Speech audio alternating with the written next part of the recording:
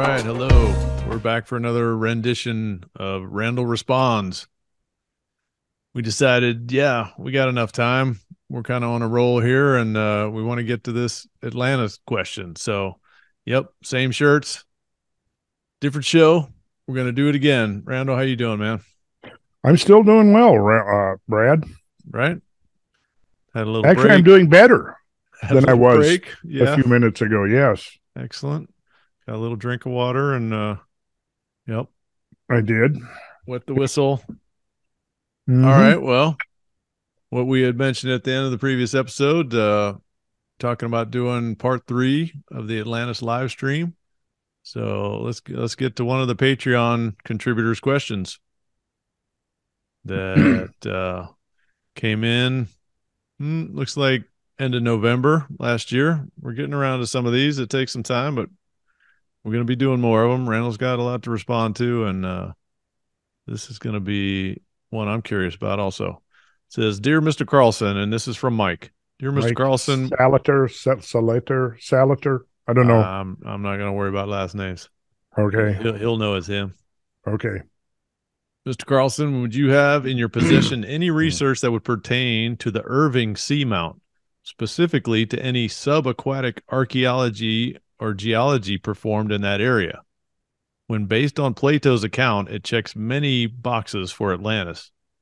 And you must admit, it does look like a volcanic caldera split in half.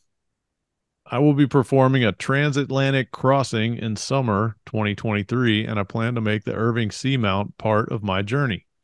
I would like to dive one of the shallower southern ridges, which have accessible depths to scuba, as well as use a commercially available ROV and sonar systems. Although I am skeptical of any discovery, I approach the endeavor as fun, something to do while in the area. So, heck yeah, sailing across the Atlantic Ocean for the summer and doing some scuba diving, looking for Atlantis. Yeah, man. Something to do for fun. How about that? You know about the Irving Seamount? It seems like maybe that's it's got another Yeah. more or less common name. Well, I think it's actually just next to the cruiser seamount. I think what I'll do is I'll do a share screen here so people can see what I'm talking about. Yeah, go for it. We addressed this in the Atlantis live stream we did last year. Are we seeing this? I sure do. Great. Okay, I love this graphic here, but you'll notice the the Azores Plateau, which is this feature, and it sits at the junction of 3 different plates: the North American plate, the North African plate, and the Eurasian plate right here. So you got this triple junction, it's called. And I've named the Atlantis Seamount, the Plato Seamount, the Great Meteor Seamount here, and then the Cruiser Seamount. Now, there's actually, if you look, there's 2 here. So the unnamed one is the Irving Seamount, which I believe of the 2, I think what I'll do here, let's see if I've got a closer up, better view. Okay, so here you can see the triple seamounts right here. I'm going to back up. You can see what we're looking at is this in an orthographic view right here. Here's the Azores Plateau. Just a slightly different perspective on it. So I'm thinking that this one right here is the Irving, just the one just below Cruiser. But I've noticed in some of the maps and things I've looked at, they might actually be backwards. But I think that's it. So anyways, yeah, I don't know of any. I'm gonna stop this share and jump over to Google Earth here and take a look at the Google Earth view of it. So here's your cruiser seamount, or table mount they're calling it. So then that only leaves this for the Irving. Now I'm scanning over it with my cursor and looking at the depth. Well, he mentioned it looked like a caldera that had been split in half. So Seems like he's talking about both of them together. Looks like a caldera that split in half. Are you Well, seeing let's the look. same thing? Yeah, this looks like a caldera right here. Like it broke off of the south side of the cruiser. Is kind of what I'm seeing. Mm-hmm. Well, I'm wondering if he's looking at this and this. This certainly looks like a crater with its north wall blown out, which is, kind of similar to what we see out at Mount St. Helens with the wall blown out. I'm looking at it, if you like slid it up toward 2 o'clock, Right. it would make a round caldera. Yeah, right up to here, connecting those two. Well, if there was enough tectonism to separate these, or if they were separated, yeah, it's tough to say. Yeah, I'm just trying to envision what he's describing of it split in Mm-hmm. half. Yeah, go ahead. Sorry. Well, look at Great Meteor, how flat it is. Mm-hmm. That's interesting. Now, how does it get that flat? Well, the main explanation is that it's truncated by a highly powerful erosive surf. We did talk about this some in the Atlantis series, and we're going to come back to that in part 3. Because, yes, I've got some new research on exactly this. So, Mike, I would say stay tuned, and we'll be doing this part 3, and I will particularly try to address. I have actually new information on Irving that I haven't really gone through yet, because I'm very much interested in understanding the relationship of these 3 seamounts and or table mounts, if you want to call them, and the plateau itself, which is this.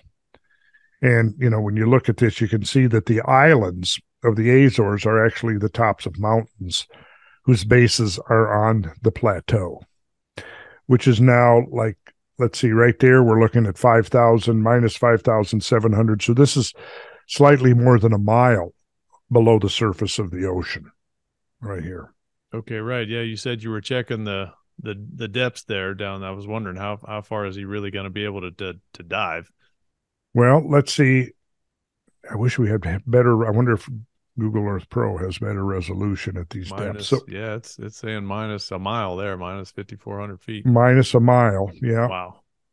Well, okay. There's minus 3,000, minus 4,000. Let's see what we got over here. And that's on the upper side of the ridge, yeah. Yeah, none of this is above water. Nope. Over here, we're minus 1,500. So I guess you're going to have to go for this one, Mike. Can you hold your breath? If you're going to be snorkeling, can you dive that deep, 1,500 feet? I don't think so. Yeah, I think you're going to need a remote operated vehicle for that. Yeah, can you imagine? Oh God, this is what we need to do. Okay, people complaining about money, shut up and quit complaining and send us some money, and we will get with we were going to get with the Russians because they have submersible deals that you can rent a submersible with a pilot. I know that might be on hold for right now. Anyways, it's what we need. We need to get down there and cruise around here in submersibles. Submarines cost money. Yeah. But who knows? Needs to be done. Nobody's really looked for anything with regards to, here's the thing. If you're not looking for something specific, you may go right by it and you may see it, but you may not really see it. You know what I mean? If you're not looking for something specific, you might see something and it passes right by what it is you're looking at. The Navy's been down there. We just got to find some more friends on the inside. There we go. All right. I like that. Okay. Navy people, how's that? Well, we've got our SEAL buddies. Of course, they're retired, but that's right. They got connections. Let's talk to those boys. Okay. So that's Mike Salater. And Mike, listen, man, if you do, summer's coming up. If you do go, man, stay in touch. Let us know what you find. And maybe if you find something interesting, you even drop in and spend a little time with us on the podcast. Absolutely. We'd love to hear about your results out there. Transatlantic crossing this summer. Do you want to well, just if you want to preview any more of what you'd be able to cover in the upcoming part 3 of the Atlantis live stream. Oh, well, some more of the geomorphology for sure, because I've got some new studies on ocean, uh, perhaps accelerated tectonism. Also, some of the archaeological and anthropological implications. There's some interesting new stuff on there. New information about the seafaring capabilities of humans tens of thousands of years ago. Uh, yeah, collection of things. People are always asking about the guanches and some of the Mm-hmm. newer genetic studies. So you've Mm-hmm. been able to get a little more insight into that and Yep. ready to present. So yeah, that's really fascinating stuff too. Yes, it is. All right, excellent. So let's get on another one here. We got a fairly quick one from Sudath. Hi, Mr. Carlson. 2 questions. We're gonna do both of these, right, Randall? Sure, go ahead. All right. What has the moon to do with the Pleiades? Mm-hmm. Okay, well, The well, moon. that's a bit of a stumper there. Yeah, Sudath. I think you would say your name's Sudath.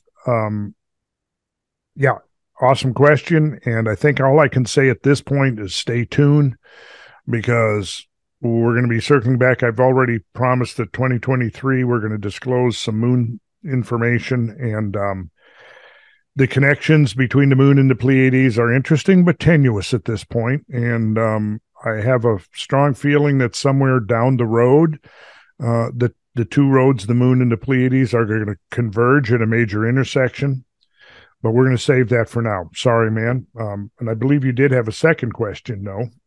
Yeah, That I might be able good to. question and to the point there. Everybody always wants some in-depth information about the moon, but yep, will be forthcoming. All right, part 2 of his question from Sudath. Can you can you give me a clue on the moon connection? All right.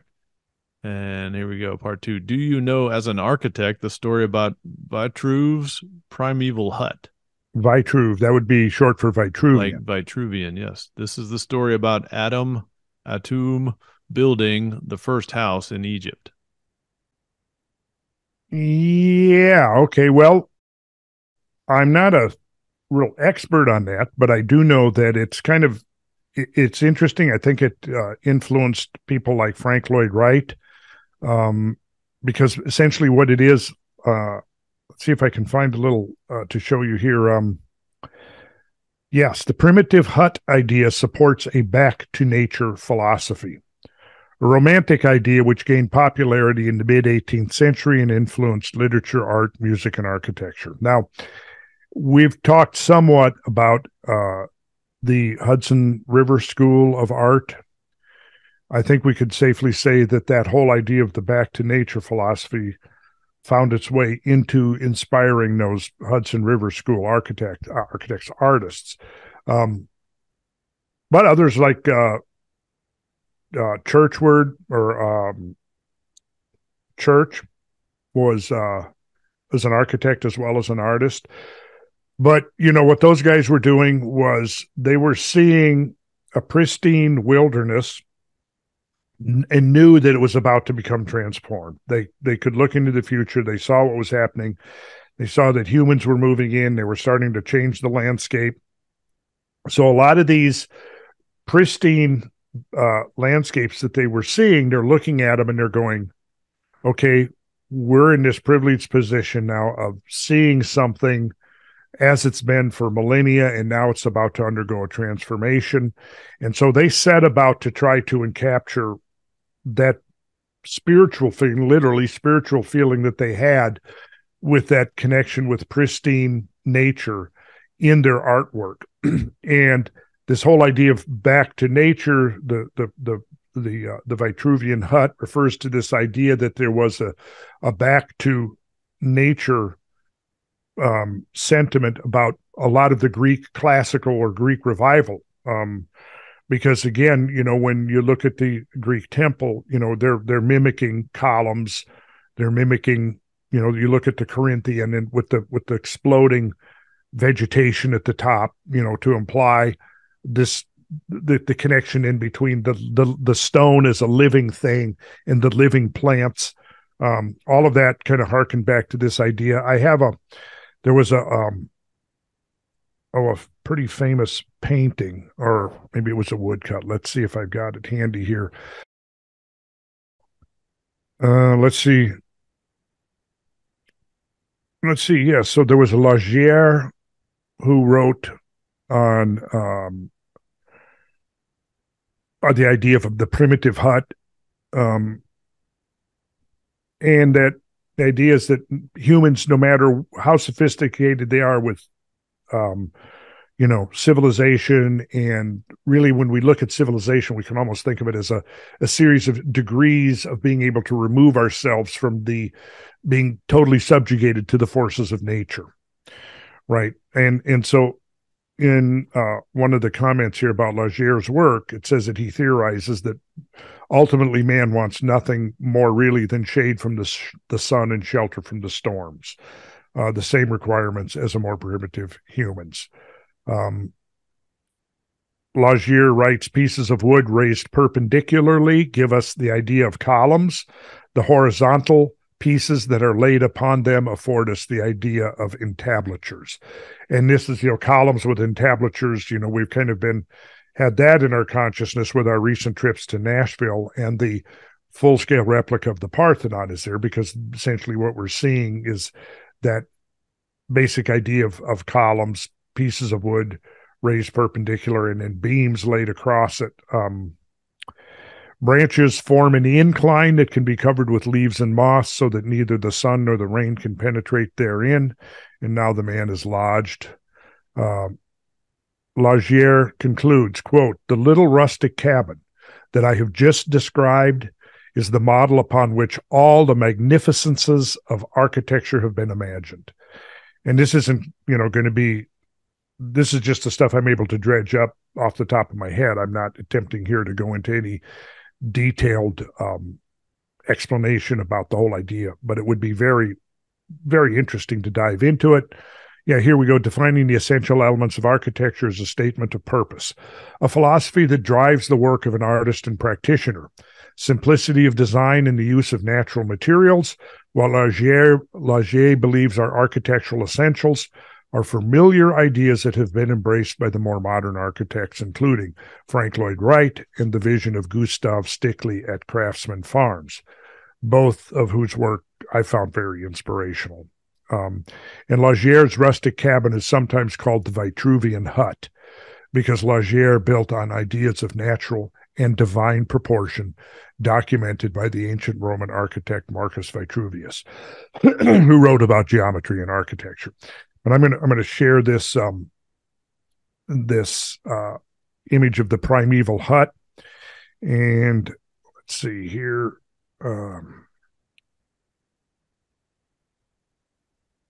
There we go.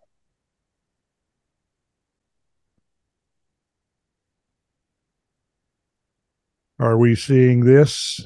Okay, sure did. Well, you got text now, but I saw that image there for a moment. Oh, okay. Well, so people can see where I'm getting this from. Here's thoughtcode.com. Let me get that out of the way and reopen. There it is. Okay, the primitive hut. Yes, there it is. So we have a female form here that represents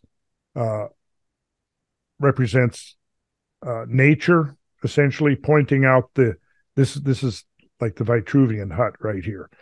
And this generally is taken like this is, the student of architecture here, like Porky Pig, is wearing no pants. But this infant represents the naive infant architect, if you will, and getting instructed by nature.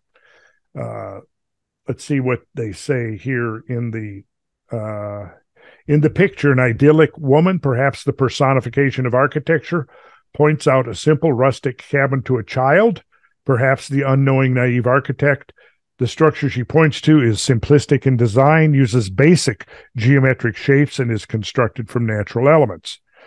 Lagier's primitive hut is his representation of the philosophy that all architects architecture derives from this simple ideal.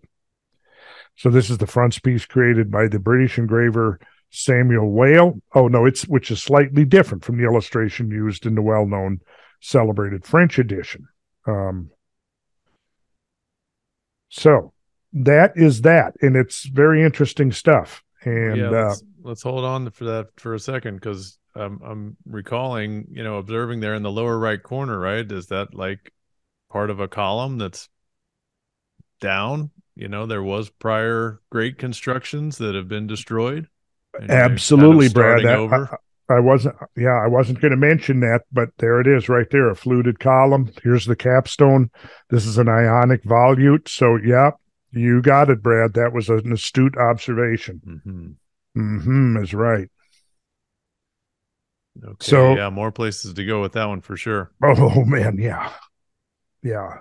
So it's almost like, yeah, here's the ruin and rubble of the previous. It's been destroyed in the cataclysm, and here's nature pointing out that's how it starts. This is what it'll rebuild civilization. Here's where it starts. The Vitruvian Hut. Okay, good question there. Yeah, no kidding. Yeah, just tip of the iceberg, I'm sure. Oh yeah, I'd like to do a whole thing sometime just on the Hudson River School, because ever since I was a kid, I've been so inspired and thrilled by those great paintings, and we have, I think, shared some of them. You have, right? Got excellent response about those too.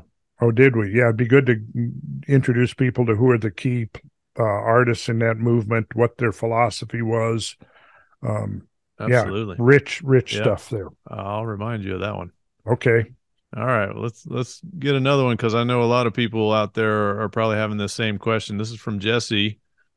Hello, Randall and Randall's team. I am wildly curious about the progress of the search for land for the Grand Vision venture that was the subject of the conference in Sedona. That was this time last year, Easter weekend and Earth Day weekend. Even a no update would be appreciated. Note, I am visiting Nashville to scope out as a potential place to move, and wow, it'd be a kicker if the Tennessee land were working out. And who's this from? What's the latest? Yep, this is Jesse. Jesse Leon. Yeah, okay, Jesse. Well, good timely question. We have not lost interest in that. We got sidelined for a few months with something that could possibly turn out to be huge. We're keeping our fingers crossed. We helped jumpstart a process here, and we did our part, and so we're back to our previous plan, and that includes, yes, I've been actually, interestingly, you asked this question because I've really begun to take another dive back into the market. We're still looking at Eastern Tennessee. I've made a couple of new good friends, Warren Sturry and Ryan Turbeville up there in Nashville.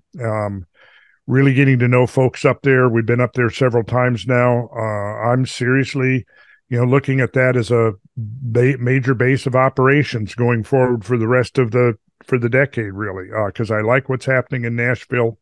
They've got a great attitude about business and entrepreneurship, creativity, working with producers and creative people. I really like that. I've looked at some of the statements by the Chamber of Commerce. I like the fact that Tennessee has no income tax, which just helps simplify things very much. But yeah, I'm just, in fact, looking at, I was going to mention that Ryan is in real estate. And so we've actually just within the last couple of weeks circled back, and now we're picking that up again. And hopefully if the thing we've been working on pans out, it'll give us, put us a long way towards having the resources we need to move forward. But we are going to, in the next month or two into the spring and summer, we're going to be talking a great deal about that, presenting much more specifics and numbers and so forth about that whole venture. It's definitely not fallen by the wayside. It just got temporarily, we had to deal with some other stuff. We've done that, and so now we're circling back. And right. more to come on that story. Are oh you yeah, gonna absolutely. cover any more about that in the upcoming Sedona event this Oh yeah, yeah, Earth Day weekend? yes, I am. All right, so more updates on that, uh, and I'm certainly curious too. Been to that area quite a few times now, and loving it, and the people we're meeting are just fantastic. So we'll see where that goes. All right, we're gonna skip a couple that are related to the magnetic field of the planet, impacts, Mm. and the antipody effect from impacts. I think we can probably make a full Randall response out of those two. So the last one here we've got from the Patreon uh, subscribers and supporters is from Patrick, and this is something has been requested on the YouTube comments also. I would really like Randall's catastrophe list from episode 90, please.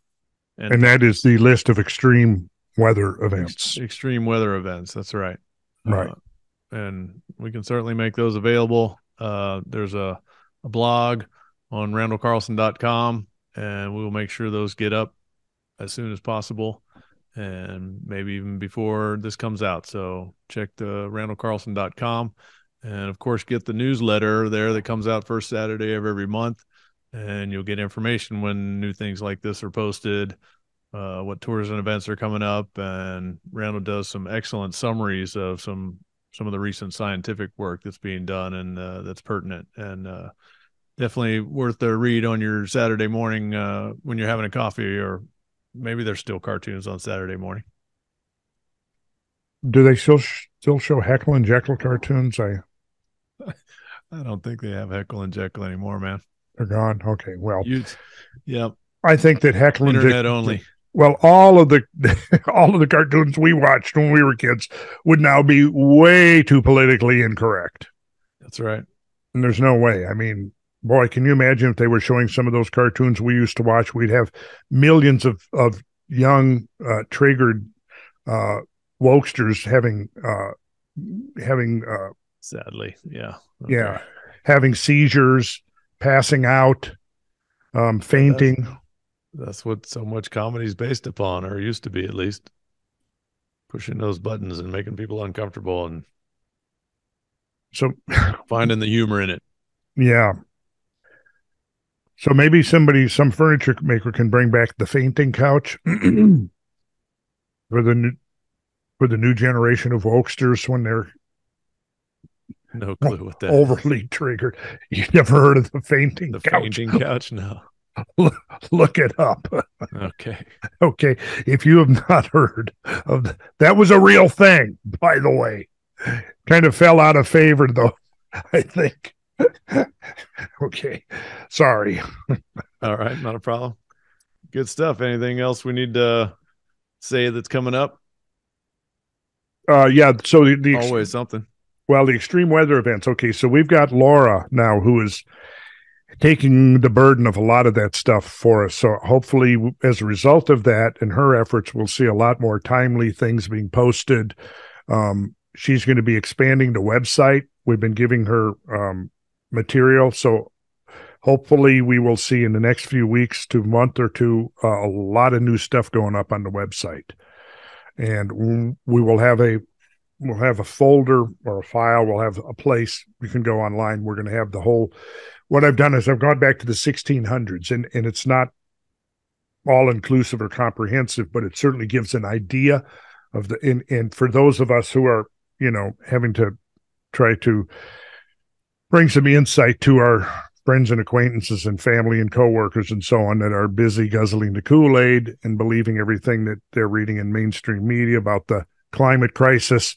And this is the one reason I did this was just so that we could have an enormous amount of ammunition to show that, yeah, there's nothing going on that's unprecedented now, that's not well documented. And like I said, I went back, I think, to the late 1600s, came down to right around the 1970 or so through the 1960s, at the point at which even the proponents of catastrophic global warming were saying that prior to that, there was not enough carbon dioxide in the atmosphere to be able to measure any kind of atmospheric response at all. So that's kind of where I cut it off. And then I think maybe I have a few examples in the 70s, but what you'll see there is, I mean, yeah, we get into that. And there's also, a lot that we've covered in the last, 4, 5, or 6 episodes of the Cosmographia, looking at this whole question from various angles and looking at how the statistics are being used and misused to create false impressions and so on.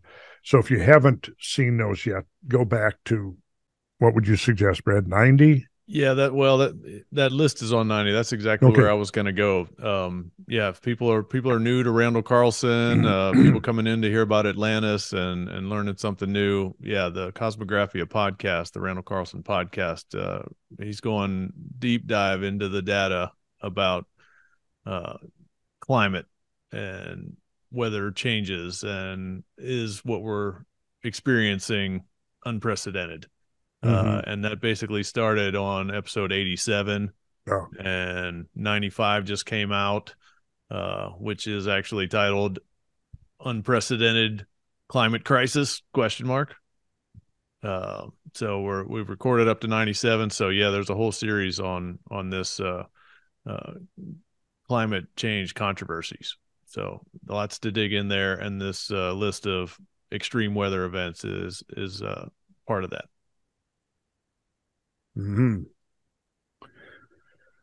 Okay. Yeah.